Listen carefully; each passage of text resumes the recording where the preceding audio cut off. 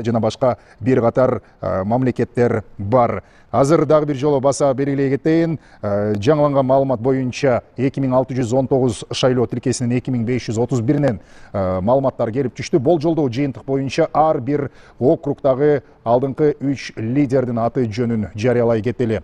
Анда экранга назар салыңыздар. Номер 1 шайлоо округунда алдыга чыккан талапкерлер: Ажыбаев Чыңгыз, Жороев Исманалы, Талиева Камила. Болжолдоо жыйынтык менен номер 2 шайлоо округунда экранга жайгаштырууңуздарды суранабыз. Аталган округтан Атажанов Ырысбек, Калпаев Бактияр, Аманова Бурун алдыда экендигин көрсөк болот. Андан кийинки номер 3 шайлоо округунан болжолдоо жыйынтык менен шайлоочулардын добуш берүүсүнүн натыйжасында алдыңкы 3-түккө чыккан лидер талапкерлер бул Рыспаев Равшанбек, Аматов Жаныбек, Мавлянова Махабат. Номер 4 шайлоо округунда жалпы шайлоочулардын добуш берүүсүнүн натыйжасында Рустамбек уулу Советбек, Жаамбаев Уланбек, Алимжанова Нилуфар алдыга озуп чыгышты. Андан кийин номер 5 шайлоо округу. Аталган шайлоо округунда жалпы катышкан шайлоочулардын добуш берүүсүнүн натыйжасында Сулайманов Элдар, Исраилов Азамат, Ахмедова Айгүл алдыга озуп чыккандыгын байкасак болот. Номер 6 шайлоо округу боюнча лидер талапкерлердин аты жөнү: Кудайбердиев Алтынбек, Эргешев Бекмурза, Тогузакова Айжан. Номер 7 шайлоо округу. Аталган шайлоо округу Козуев Алишер, Кубанычбеков Илимбек, Машрапова Гуляйга 8 чакырылышта депутат болуу мүмкүнчүлүгүн талапкерлерге шайлоочулар добуш берип тартуулашкан. Бирок бул болжолдоо жыйынтык. Номер 8 шайлоо округунда алдыга чыккан 3 талапкердин тизмеси: Акаев Жанарбек, Примов Улан, Жолдошева Жылдызкан. Номер 9 шайлоо округу. Аталган шайлоо округунан Төлөнов Данияр, Жалилов Азамжан, Кадыралиева Ыргал алдыга озуп чыгышты. Номер 10 шайлоо округунда алдыга озгон 3 лидер: Зулушев Курманкул, Өмүрзаков Сүйүмбек, Батырова Гүлнара. Номер 11 шайлоо округунда 3 талапкер: бул Ташиев Шайырбек, Кылычбаев Алтынбек, Салямова Венера азырынча лидерлик позицияда. Номер 12 шайлоо округу боюнча жалпы добуш берүүнүн натыйжасында Чолпонбай уулу Бекмырза, Масабиров Таалайбек, Курманалиева Жылдыз алдыга чыккандыгын баса белгилейли.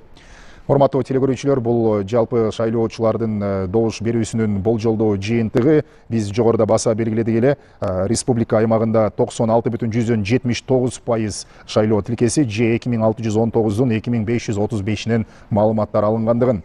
Номер 13 шайлоо округунда Сыдыков Бактыбек, Алтынбеков Айбек, Карабекова Айгүл алдыга озуп чыгышкан.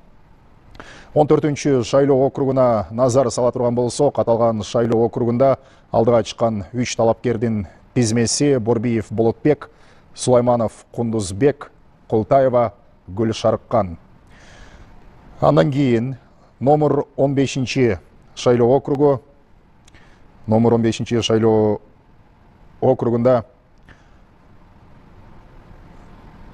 дагы бир жолу 14 шайлоо округун кайталасак: Борбиев Болотбек, Сулайманов Кундузбек, Култаева Гүлшаркан алдыда. Номер 15 шайлоо округу. Аталган шайлоо округунда Тургунбек уулу Нурланбек, Турсунбаев Азизбек, Абдибаева Айсаракан алдыда келе жаткандыгын байкасак болот. Болжолдоо жыйынтыктын натыйжасында номер 16 шайлоо округунда алдыга чыккан 3 талапкер: озуп чыккандардын тизмеси: Жумабеков Дастанбек, Чотонов Медер, Кайрылбекова Медина.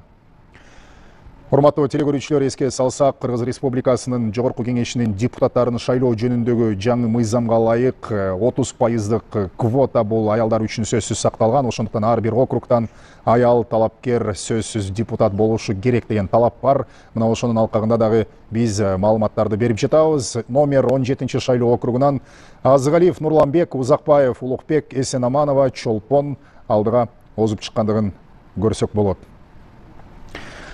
Номер 18 шайлоо округу боюнча талапкерлердин тизмеси. Бул лидер талапкерлер алдыга озуп чыккан үчтүктө Ханжаза Карим, Бийбосунов Эркин жана Сатиева Гүлжан бар.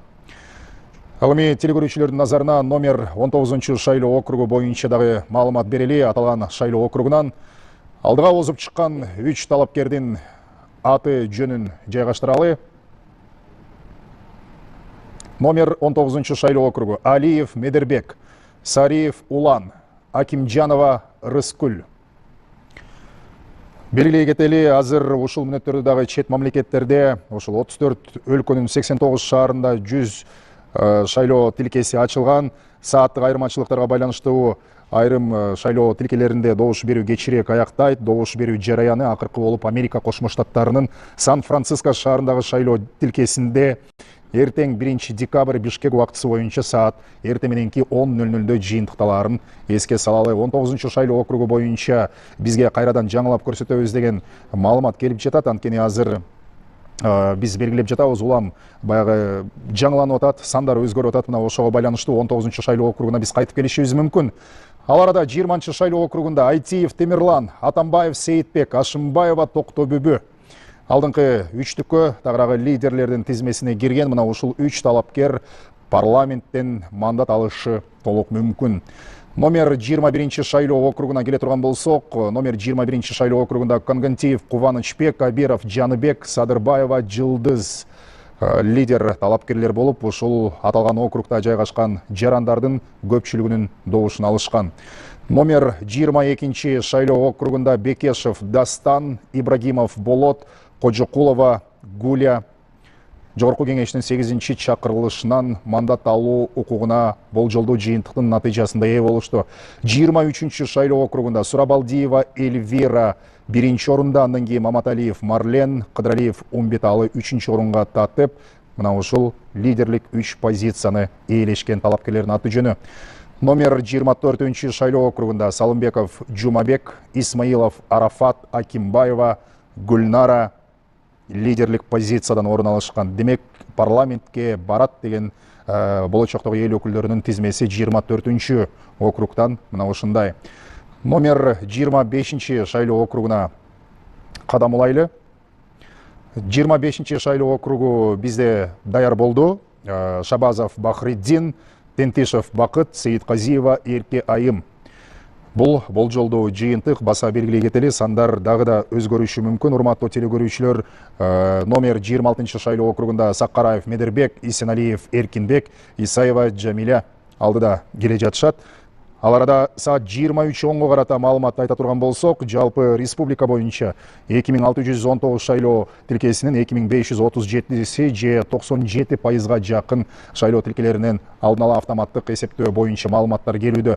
Мына ушунун натыйжасында номер 26 шайлоо округун дагы бир жолу кайталай кетели. Саккараев Медербек, Исеналиев жана 26 шайлоо округун жайгаштырып койсоңуздар, мүмкүн болсо кайра 27-ге өтөлү жарайт. Түмөнбаев Акылбек, Муратбеков табылды. 26 шайлоо округуна кайтып келебиз. Саккараев Медербек, Исеналиев Эркинбек, Исаева Жамиля. 27 шайлоо округу, номер 27 шайлоо округу. Түмөнбаев Акылбек, Муратбеков табылды. Молдобекова Гүлкан алдыда аталган шайлоо округу боюнча. Номер 28 шайлоо округунан Кокулов Эрулан, Сагынаев Болот, Жунушпаева Рахат алдыда келе жатат. Бул номер 28 шайлоо округу боюнча болду. Андан кийинкиси номер 29 шайлоо округу боюнча маалымат ала турган болсок, Сыдыгалиев Нурбек, Белеков Адилет, Жунушалиева Гүлсүн Кан алдыда келе жаткан талапкерлер. Бул номер 29 шайлоо округу боюнча. Андан кийин номер 30 шайлоо округу. Бул соңку шайлоо округ. Аталган округтан Самаков Кубанычбек, Бакасов Улан, Таалайбек кызы Жылдыз лидерлик позицияда. Демек, алдыңкы эң көп шайлоочулардын добушун алган үчтүккө кирген болжолдуу жыйынтык. Азыр биздин режиссерлор кайра бир округка келели деп турушат. Мүмкүн болсо экранга жайгаштыралы. Такталган маалымат боюнча номер 1 шайлоо округунда Ажыбаев Чыңгыз, Жороев Исманаалы, Талиева Камила алдыда. Номер 10 шайлоо округунан дагы такталган маалымат беребиз деп жатышат. Анда номер 10 шайлоо округуна кайрадан кайтып келе турган болсок, номер 10 шайлоо округунан алдыңкы үчтүккө кирген талапкерлердин тизмесин азыр биз жайгаштырабыз. Ал арада Золошев Курманкул, Өмүрзаков Сүйүнбек, Баатырова Гүлнара алдыда келе жатышат.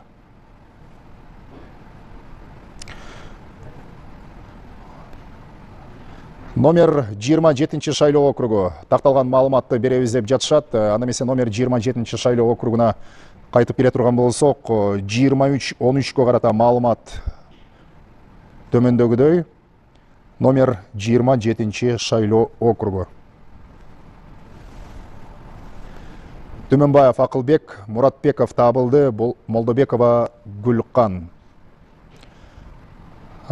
Бұл жогоруда дагы 27 округтан дагы 1 округтан дагы маалыматтар ушундай эле болчу. Биз баса белгилей кетели, бул өзгөрүшү мүмкүн, анткени жогоруда биз айткандай, урматтуу телекөрүүчүлөр, чет мамлекеттерде дагы бир нече шайлоо тилкелеринде азыр дагы добуш берүү процесси жүрүп жатат. Ошондой эле Боршайкомдун расмий өкүлдөрү, мүчөлөрү биздин студияга келип маек берип жатканы дагы билдирип жатышат. Кол менен жүргүзүлгөн санакта дагы сандар өзгөрүшү мүмкүн, анткени айрым бюллетендерде жанагы добуш берген талапкерге койгон белги 4 бурчтуктан же болбосо ошол белги койгон жерден квадраттан чыгып кеткен жагдайда асуу тааныбай калып, бирок аны кол менен санакта жарактуу кылып эсептөө мүмкүнчүлүгү бар деп белгилеп жатышат. Урматтуу телекөрүүчүлөр, азырынча болжолдуу маалыматтар мына ушундай. Улуттук 1 канал бүгүн 30 ноябрдагы Кыргыз Республикасынын жогорку кеңешинин депутаттарын шайлоонун мөөнөтүнөн мурда өтүшүнө байланыштуу биз түз эфирде тынымсыз иштеп жаттык. Эртең менен 7:30дан тарта Улуттук 1 каналдын техникалык жана чыгармачыл жамааты ушул Бишкек студиясынан, андан тышкары Борбордук шайлоо комиссиясында уюшулган пресс борбордон, жерлерден маалыматтарды берип жатты. Өлкө башчысы Садыр Жапаров баштаган ушул жетекчилердин жана расмий адамдардын кайсыл жактан барып кандай добуш бергендигин дагы биз түз эфирде көрсөтүп жаттык. Аны менен биргеликте соңку маалыматтардын баардыгын биз ыкчам жеткирип алган эмес. Ушул республикабыздын аймагында 7 дубанда бир катар шаарларда жайгашкан ачылган шайлоо тилкелеринде жалпысынан добуш берүү кандай жүрүп жатты, шайлоо күнү элдин маанайы кандай, шайлоочулардын активдүүлүгү, ушул боюнча дагы кабарчыларыбыз жеринен маалымат берип жатышты. Алган эмес, биз чет мамлекеттерде ачылган бир катар шайлоо тилкелеринен дип миссиянын башчылары, Кыргыз Республикасынын бир катар өлкөлөрдөгү атайын жана ыйгарым укуктуу элчилери, бир катар калаалардагы консулдар менен түз байланышып, алар ошол иш алып барган шаар же болбосо чет мамлекеттердеги добуш берүү тилкесинде жүрүп жаткан процесстен маалымат алып жаттык. Белгилей кетели, биз эртең дагы 1 декабрда маалыматтарды беребиз. Азырынча биз сиздер менен коштошолу. Өзүңүзгө сак болуңуз, баардыгыңыздарга ийгилик каалайбыз. Жана биз жогоруда берген маалыматтар болжолдуу жыйынтык экендигин дагы бир жолу эсиңизге салалы. Кайрадан эфир аркылуу жолукканча саламатта туруңуздар.